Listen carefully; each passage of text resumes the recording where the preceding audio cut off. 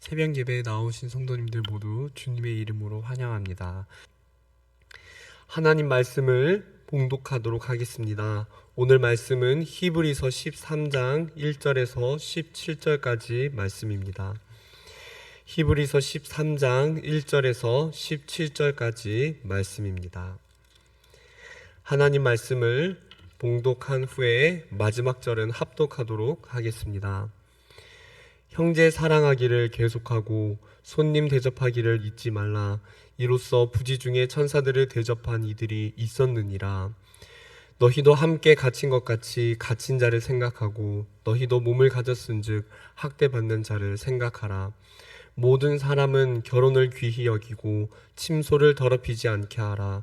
음행하는 자들과 간음하는 자들을 하나님이 심판하시리라. 돈을 사랑하지 말고 있는 바를 족한 줄로 알라. 그가 친히 말씀하시기를 내가 결코 너희를 버리지 아니하고 너희를 떠나지 아니하리라 하셨느니라. 그러므로 우리가 담대히 말하되 주는 나를 돕는 이시니 내가 무서워하지 아니하겠노라. 사람이 내게 어찌하리요 하노라. 하나님의 말씀을 너희에게 일러주고 너희를 인도하던 자들을 생각하며 그들의 행실의 결말을 주의하여 보고 그들의 믿음을 본받으라. 예수 그리스도는 어제나 오늘이나 영원토록 동일하시니라. 여러 가지 다른 교훈에 끌리지 말라. 마음은 은혜로서 굳게 함이 아름답고 음식으로서 할 것이 아니니 음식으로 말미암아 행한 자는 유익을 얻지 못하였느니라. 우리에게 제단이 있는데 장막에서 섬기는 자들은 그 제단에서 먹을 권한이 없나니 이는 죄를 위한 짐승의 피는 대제사장이 가지고 성소에 들어가고 그 육체는 영문 밖에서 불사름이라. 그러므로 예수도 자기 피로써 백성을 거룩하게 하려고 성문 밖에서 고난을 받으셨느니라. 그런즉 우리도 그의 치욕을 짊어지고 영문 밖으로 그에게 나아가자. 우리가 여기에는 영구한 도성이 없으므로 장차 올 것을 찾나니 그러므로 우리는 예수로 말미암아 항상 찬송의 제사를 하나님께 드리자. 이는 그 이름을 증언하는 입술의 열매니라. 오직 선을 행함과 서로 나누어 주기를 잊지 말라. 하나님은 이 같은 제사를 기뻐하시느니라. 너희를 인도하는 자들에게 순종하고 복종하라.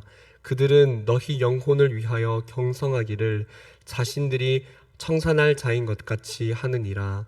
그들로 하여금 즐거움으로 이것을 하게 하고 근심으로 하게 하지 말라. 그렇지 않으면 너희에게 유익이 없느니라. 아멘. 오늘 말씀은 내용이 크게 두 부분으로 나뉩니다. 먼저 1절에서 7절까지는 그리스도인이 삶에서 드리는 삶의 예배에 관한 것입니다. 그 다음 8절 이하의 내용은 그리스도인들이 공동체적으로 드려오고 있는 찬양의 제사, 즉 예배에 관한 것입니다. 저자는 삶의 제사에 관해서 몇 가지 권면을 하는데 가장 먼저 1절을 보시면은 형제 사랑하기로 시작합니다. 같은 신앙을 가진 공동체 내부의 사람들에 대한 사랑을 의미하는 것입니다. 그 다음 2절에는 손님 대접이라고 되어 있는데 이 말은 원어로는 낯선 사람 혹은 외국인을 환대하는 것이라는 의미를 가지고 있습니다. 3절에서는 이 같은 낯선 환경에 처한 자들에 대한 처지를 이해하라는 말로 볼 수 있는데 궁극적으로 이 히브리서의 배경을 생각해 볼 때는 같은 복음을 믿고 있지만 서로 아는 사람이 아니었지만 같은 복음을 믿고 환난을 당한 자들을 만났을 때 그런 상황을 의미한다고 볼 수 있습니다.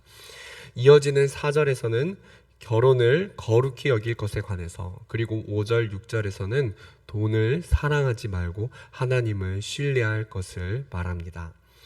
저자는 이러한 삶의 제사를 권면하면서 7절로 결론을 맺습니다. 7절을 우리 함께 읽어보겠습니다. 7절 시작.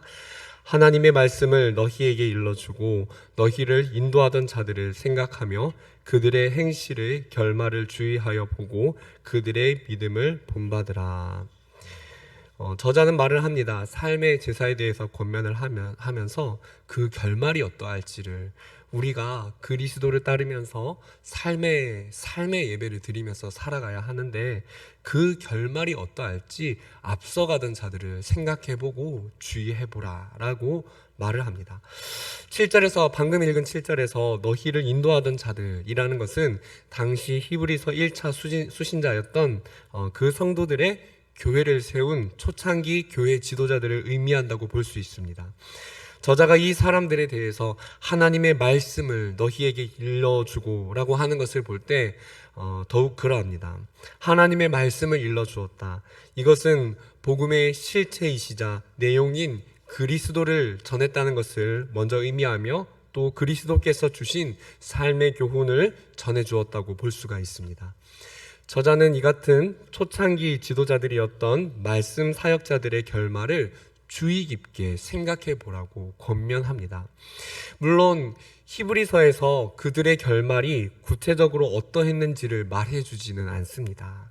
그래서 우리는 이 부분을 예수님의 그러니까 성경의 다른 부분에서 예수님의 말씀 그리고 사도 베드로의 말씀을 통해서 그 결말이 어떠했을지 생각해 볼 수 있습니다. 요한복음 13장 35절에서 예수님이 이렇게 말씀하셨지요. 너희가 서로 사랑하면 이로써 모든 사람이 너희가 내 제자인 줄 알리라. 형제 사랑하기에 그 결말이라는 것은 세상의 많은 사람들이 우리를 보게 될 때 우리가 그리스도의 제자인 줄 깨닫게 되는 것입니다. 베드로전서 3장 1절 이하에서 아내들이 하나님을 두려워하며 정결한 행실을 할 때 남편들이 그 행실을 보고 그 삶의 예배, 행실을 보고 구원을 받는다고 말을 하지요. 이 구절은 비단 가정 내에서뿐만 아니라 그리스도인의 삶의 경건을 통해서 하나님이 증거될 수 있다는 것을 뒷받침해주는 구절이라고 할 수 있습니다. 세상은 우리가 이처럼 삶으로 예배를 드릴 때, 삶의 제사, 삶의 예배를 드릴 때 하나님을 보게 된다는 것입니다. 오늘 히브리서 저자가 말하는 앞선 지도자들의 행실의 결말도 이와 같지 않았을까요? 복음 전파는 우리 삶을 통해 일어나게 되는 것입니다. 그래서 삶의 제사, 삶의 예배의 결말은 복음 전파라고도 할 수 있습니다. 반대로 생각해 볼 때 세상 사람들의 결말, 하나님의 말씀과 하나님의 복음을 따르지 않는 하나님 없는 사람들의 결말이 어떠한지를 생각해 볼 수도 있습니다.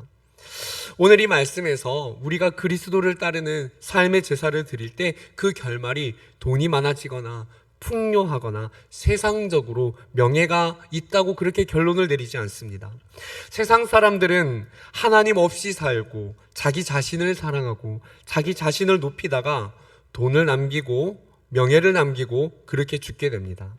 그들을 바라보게 될 때, 그들의 삶을 바라보게 될 때 하나님이 생각나거나 하나님을 알게 되지 않습니다. 그러나 그리스도인들이 삶의 제사를 드릴 때는 하나님의 형상이 드러나게 되고 사람들이 우리를 통해서 하나님을 보게 되는 것이지요. 그것이 가장 가치 있는 일입니다. 왜 그런 줄 아십니까? 이 세상에서 가장 가치 있는 일은 한 영혼을 하나님께 돌이키는 일이기 때문입니다. 그래서 우리가 이 세상을 살다가 우리 삶의 결말이 돈을 남기거나 명예를 남기지 못할지라도 우리 삶을 통해서 사람들이 하나님을 보게 되고 영혼을 남길 수 있게 된다면은 그것이 이 세상에서 가장 가치 있는 선한 결말이라고 할 수 있는 것이지요. 함께 예배드리는 우리 성도님들, 그리스도를 따르는 삶의 제사를 통해서 가장 가치 있는 삶의 결말을 남기시는 그런 성도님들이 다 되시기를 축원드립니다. 오늘날 코로나로 인해 어려움을 겪는 이 시대 가운데, 그리고 교회를 비방하고 욕하는 자들이 일어나는 이 시기 가운데 더욱더 우리 안에서 형제를 사랑하고 하나님을 두려워하며 경건을 지켜나가는 그런 우리 모두가 되기를 원합니다. 사람들은 어수선할 때 참된 진리의 표지를 찾기 시작할 것입니다. 고신대의 교회사, 지금은 명예교수로 계시는데요, 이상규 교수님이 교회사 수업을 할 때 이런 말씀을 남긴 적이 있습니다. 이단들이 많이 일어날 때 왜 그런 현상이 일어나는가, 몇 가지 이유가 있는데 그 큰 이유 중에 크게 두 가지가 정부가 제 역할을 하지 못할 때, 정부나 국가가 제 역할을 하지 못할 때 이단이 많이 일어나고, 두 번째, 교회가 그 기능을 제대로 하지 못할 때 이단들이 많이 일어난다. 그런 결론을 내린 적이 있었습니다. 함께 예배하는 성도님들, 오늘날 이단들이 왜 많이 일어나고 사람들이 이단을 왜 많이 찾아갑니까? 그것은 시대가 어수선하고 교회나 국가에서 그 기능의 부재를 발견하기 때문에 이단으로 향하게 되는 것입니다. 즉, 사람들은 진리에 목말라 하고 있고 참된 진리의 표지를 찾고 있는 것이지요.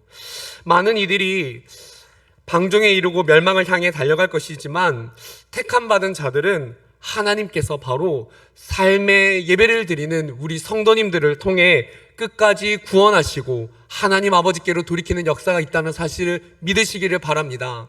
우리는 그 소망을 가지고 많은 사람의 사랑이 식어질 때 사명을 가지고 삶의 제사를 드리게 되는 것입니다. 많은 사람의 사랑이 식어져 갈 때 같은 그리스도인들을 사랑하고 격려하면서, 더 나아가 불신자들도 가슴에 품고 사랑하실 수 있는 그런 성도님들이 되시기를 바랍니다. 그리고 삶의 경건을 지속하여서 하나님을 두려워하는 삶을 함께 이루어냅시다. 다음 두 번째, 공동체적 찬미의 예배에 대해서 알아보겠습니다. 8절 이하의 말씀은 구약의 대속죄일에 있었던 제사와 그리스도의 속죄를 비교하고 있음을 알 수 있습니다. 먼저 8절 말씀을 보시면은 예수님의 영원성에 대해서 말해줍니다. 이는 매번 드렸던 구약의 속죄 제사와는 달리 그리스도는 단 한 번의 제사로 영원히 우리의 속죄하는 자리에 계심을 말해주는 것입니다. 즉, 지속성을 의미하는 것입니다. 그리스도께서 자신의 몸으로 이루신 이 속죄가 여전히 오늘날도 유효하며 영원토록 지속된다는 것을 의미하는 것이지요. 그렇습니다. 그리스도의 속죄는 죄 없으신 완전한 의인이신 예수님께서 자신의 몸을 들이셨기 때문에 어제나 오늘이나 영원토록 그분이 이루신 속죄는, 우리의 죄를 사하시는 보혈의 능력은 오늘도 여전히 그 효력이 나타나며 영원토록 그 효력이 발휘하게 되는 것입니다. 이어서 9절에서는 말합니다. 마음은 은혜로서 굳게 함이 아름답고 음식으로서 할 것이 아니라 라고 말을 합니다. 이는 학자들마다 조금씩 견해가 차이가 있지만 유대교에서 행했던 음식물에 관한 규례를 의미하는 것으로 그 정도 이해할 수 있습니다. 저자는 그런 규례들 혹은 복음 외의 여러 교훈이 아니라 바로 이 은혜로서 마음을 굳게 하라고 권면합니다. 그 구체적인 은혜가 무엇인지 10절 이하에서 나옵니다.